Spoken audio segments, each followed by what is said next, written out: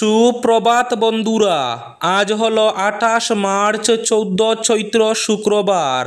আজকের সকালের বিশেষ বিশেষ খবরগুলি হলো: আগামীকাল শনিবার বছরের প্রথম সূর্যগ্রহণ, সুনাই হাতিখাল বাজারে শবে কদরের রাতে রক্তারক্তি কাণ্ড, ছুরিকাঘাতে আহত 2 যুবক, তীব্র উত্তেজনা, বরাকের বারুণী মহাস্নানে অঘটন, বরাক নদীতে তলিয়ে গেল সীমান্ত শহর করিমগঞ্জের নববিবাহিত যুবক, বারুণী স্নানে তলিয়ে গেলেন এক পুণ্যার্থী, স্নান করার সময় বরাকে তলিয়ে গেলেন তিনি।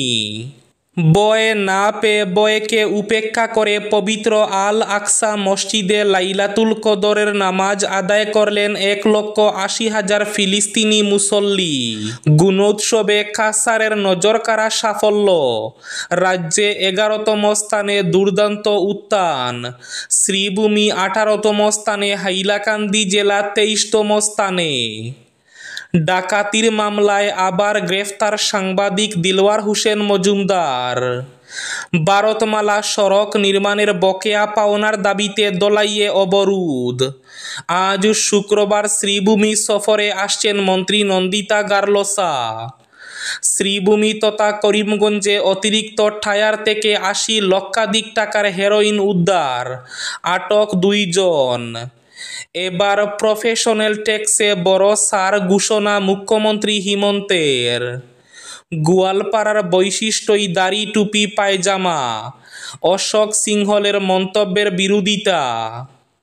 শিলচর কাছাড়ে রেশন কার্ডধারীদের আগামী 31শে মার্চের মধ্যে কেওয়াইসি করার নির্দেশ। ঝুঁকি নিয়ে পাহাড় লাইনে চলছে যাত্রী ট্রেন ও ট্যাঙ্কার। ওলা উবেরের প্রতিদ্বন্দ্বিতা করতে সহকার ট্যাক্সি অ্যাপ আনছে কেন্দ্র। ঔষধ বিক্রিতে অনিয়ম ঠেকাতে ড্রাগস ইন্সপেক্টরদের সারপ্রাইজ ভিজিটের নির্দেশ শিলচর কাছাড়ে। 6 মাসের মধ্যে দ্বিতীয়বার বাড়ছে ক্যান্সার ডায়াবেটিসের ঔষধের দাম।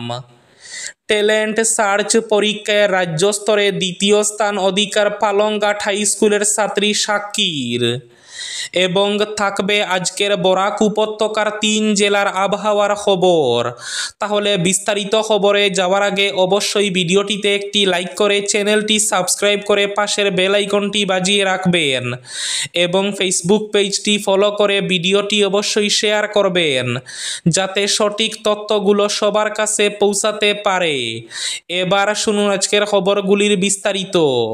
প্রথম খবর, সুনাইয়ের হাতিখাল বাজারে শবে কদরের রাতে রক্তারক্তি কাণ্ড, ছুরিকাঘাতে আহত 2 জন, তীব্র উত্তেজনা।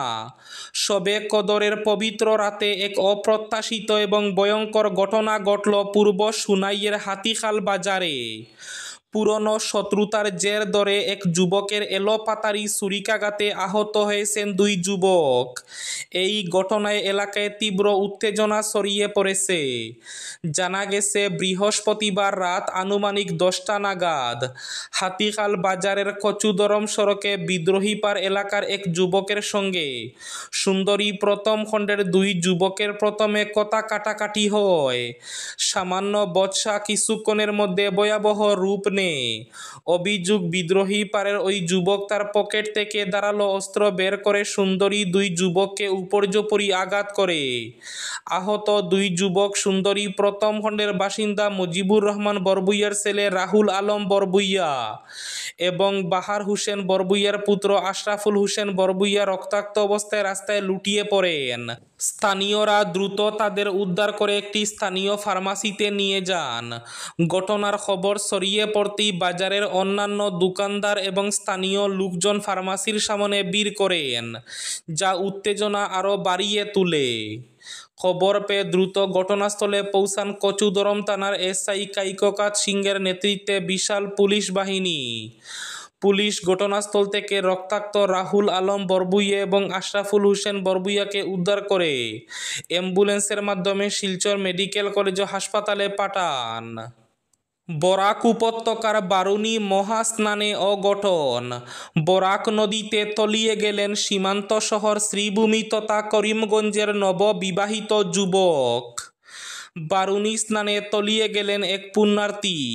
ঐতিহাসিক বারুণী স্নানে এক হৃদয় বিদারক ঘটনা ঘটল। স্নান করার সময় বরাকে তলিয়ে গেলেন এক পুণ্যার্থী। বৃহস্পতিবার বিকেল 2টা নাগাদ এই ঘটনা ঘটেছে। নদীতে নিখোঁজ ব্যক্তির শ্রীভূমি জেলার শ্যামাপ্রসাদ রোডের বাসিন্দা পরিমল আচার্যের ছেলে বিশ্বজিৎ আচার্য বলে জানা গেছে। ঘটনার পর স্থানীয় পুলিশ সহ আপাতকালীন অগ্নি নির্বাপক বাহিনী বরাক নদীতে তল্লাশি চালিয়ে গেলেও কোনো সন্ধান পাওয়া যায়নি। তিনি পেশায় ই-রিকশার চালক। কাটিগড়ার সিদ্ধেশ্বর বারুণী মেলার মাঠ ও মেলার 5 গ্রাম ঠান্ডাপুরে শ্রী শ্রী কপিলা আশ্রমের শতবিশা নক্ষত্র তিথি এবং বারুণী স্নানে লক্ষাধিক মানুষের ঢল নেমে আসে। আগামীকাল শনিবার বছরের প্রথম সূর্যগ্রহণ। এটি 2025 সালের প্রথম সূর্যগ্রহণ। এটি দৃশ্যমান হবে না ভারতে, তবে এর প্রভাব পড়বে। প্রসঙ্গত, এবছর 2টি সূর্যগ্রহণ হওয়ার কথা। প্রথমটি আগামীকাল অর্থাৎ 29 মার্চ ভারতীয় সময় অনুযায়ী শনিবার দুপুর 2টা 20 মিনিটে গ্রহণ শুরু হবে, শেষ হবে 6টা 13 মিনিটে। কিন্তু গ্রহণ চূড়ান্ত পর্বে পৌঁছাবে 4টা 17 মিনিটে।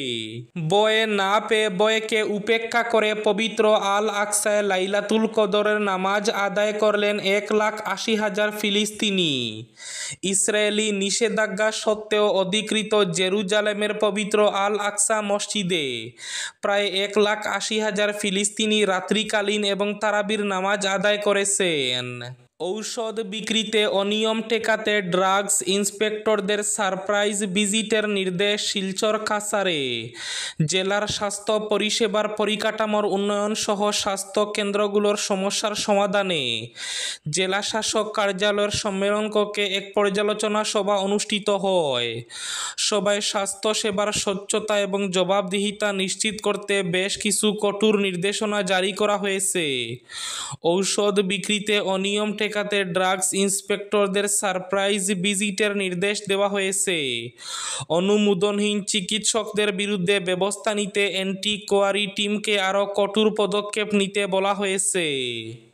শিলচর কাছাড়ে রেশন কার্ডধারীদের 31শে মার্চের মধ্যে ই-কেওয়াইসির নির্দেশ।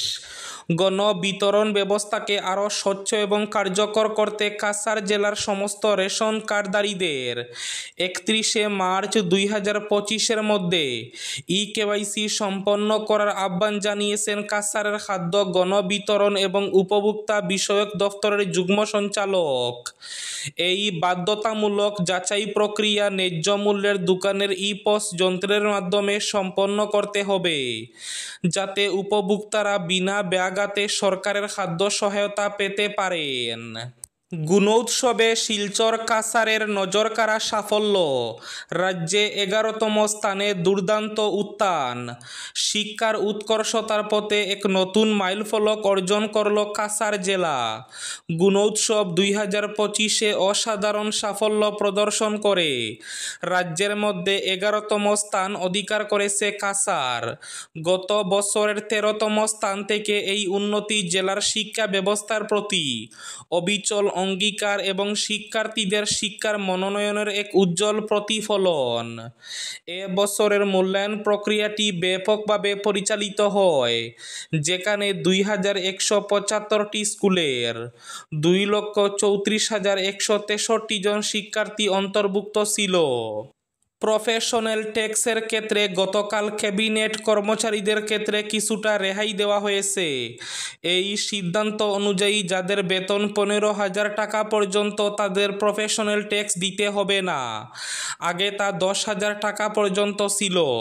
তবে যাদের বেতন 15,000 টাকা থেকে 25,000-এর মধ্যে রয়েছে তাদের 180 টাকা ট্যাক্স দিতে হবে।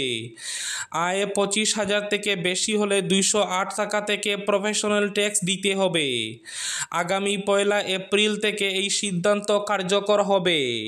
শ্রীভূমি তথা করিমগঞ্জে অতিরিক্ত টায়ার থেকে 80 লক্ষাধিক টাকার হেরোইন উদ্ধার, আটক 2 জন। শ্রীভূমির পুয়ামারা বাইপাসে 80 লক্ষ টাকার হেরোইন সহ 2 পাচারকারীকে গ্রেফতার করল পুলিশ। গোপন সূত্রের ভিত্তিতে বৃহস্পতিবার শ্রীভূমি সদর থানার পুলিশের বিশেষ অভিযানে ধরা পড়ল 2 মাদক পাচারকারী। তাদের কাছ থেকে উদ্ধার হয়েছে 80 লক্ষাধিক টাকার হেরোইন। পুলিশ সূত্রে জানা গেছে, শ্রীভূমি জেলা সদরের লাগোয়া পোয়ামারা বাইপাসে সন্দেহজনকভাবে দাঁড়িয়ে আছে AS-24 AC 3144 নম্বরের একটি ট্রাক ও তার অতিরিক্ত টায়ার তল্লাশি চালানো হয়। প্রথমে কিছু সন্দেহজনক না লাগলেও অভিজ্ঞ পুলিশের সদস্যদের তীক্ষ্ণ নজর এড়াতে পারেনি পাচারকারীদের চালাকি। অবশেষে ট্রাকের থাকা টায়ারের গোপনের চেম্বার থেকে 4টি সাবান বাক্সে মুড়ানো মোট 442 গ্রাম হেরোইন উদ্ধার করা হয়। জানা গেছে, গ্রেফতার করেছে শ্রীভূমির মোবারকপুর গ্রামের পারভেজ উদ্দিনে হাইলাকান্দির বৈরবী গ্রামের রহিম উদ্দিনকে। ট্যালেন্ট সার্চ পরীক্ষায় রাজ্য স্তরে 2য় স্থান অধিকার পালংঘাট হাই স্কুলের ছাত্রী সাক্ষীর। সদ্য ঘোষিত অল আসাম ট্যালেন্ট সার্চ পরীক্ষার ফলাফলে উজ্জ্বল দৃষ্টান্ত স্থাপন করেছে পালংঘাট হাই স্কুলের 9ম শ্রেণীর ছাত্রী সাক্ষী রায়। সমগ্র রাজ্যে 2য় স্থান এবং কাছাড় জেলায় 1ম স্থান অধিকার করে সে শুধু নিজের পরিবার নয় বরং গোটা স্কুল এবং এলাকাকে গর্বিত করেছে। পালংঘাট সোমবাড়ি বাজারের বাসিন্দা সঞ্জীব রায়ের মেয়ের এই অভাবনীয় সাফল্যে খুশির হাওয়া সর্বত্র। ডাকাতির মামলায় ফের গ্রেফতার সাংবাদিক দিলওয়ার হোসেন মজুমদার। বুধবার একটি মামলায় জামিন পেলেও পুনরায় নতুন মামলায় গ্রেফতার করা হয়েছে সাংবাদিক দিলওয়ার হোসেন মজুমদারকে। বৃহস্পতিবার 2য় মামলায় তাকে গ্রেফতার করে পানবাজার পুলিশ।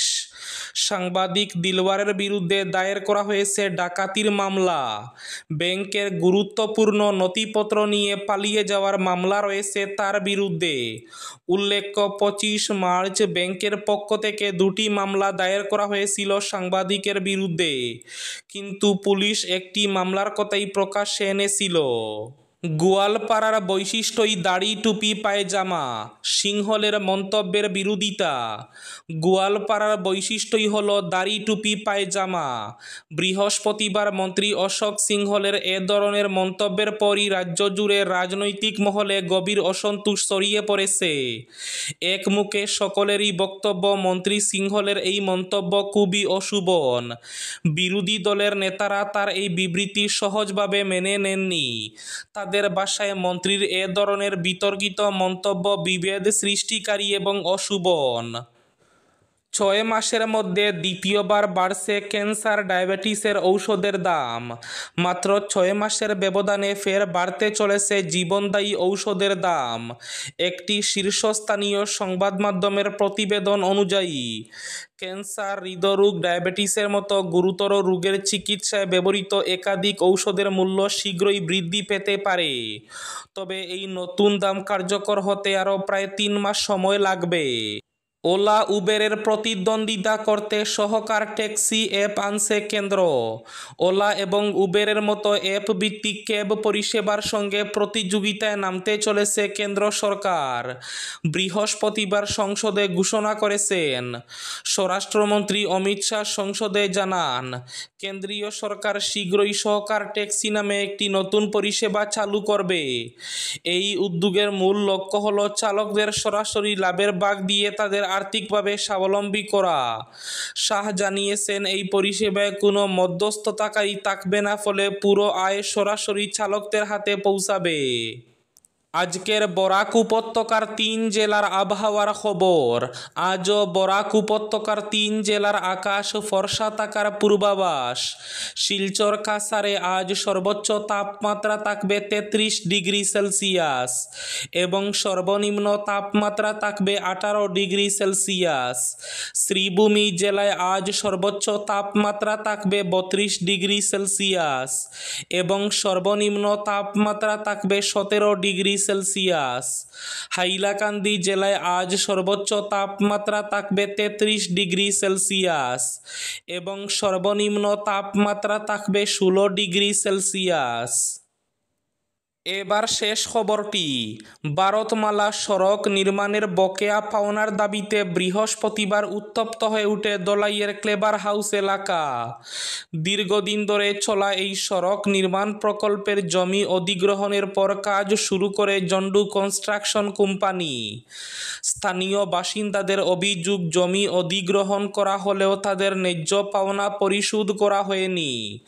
ভুক্তভোগীদের দাবি, দলাইয়ের ক্লেভার হাউস এলাকায় ভারতমালা সড়কের জন্য তাদের জমি অধিগ্রহণ করা হয় এবং জন্ডু কনস্ট্রাকশন কোম্পানি সেখানে রাস্তার কাজ প্রায় সম্পন্ন করে ফেলেছে।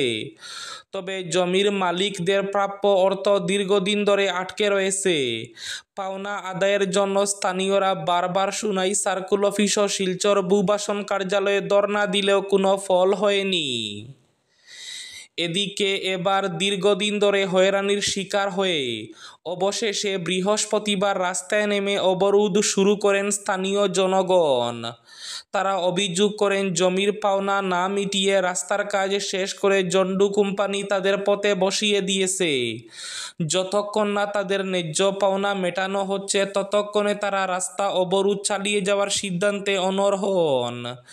দীর্ঘ আলোচনার পর জেলা প্রশাসনের কর্মকর্তারা শীঘ্রই বকেয়া পাওনা মিটিয়ে দেওয়ার আশ্বাস দেন।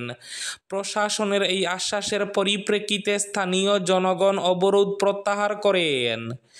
এই ছিল আজকের সকালের বিশেষ খবরগুলি। ভিডিওটি অবশ্যই লাইক করে শেয়ার করে দেবেন।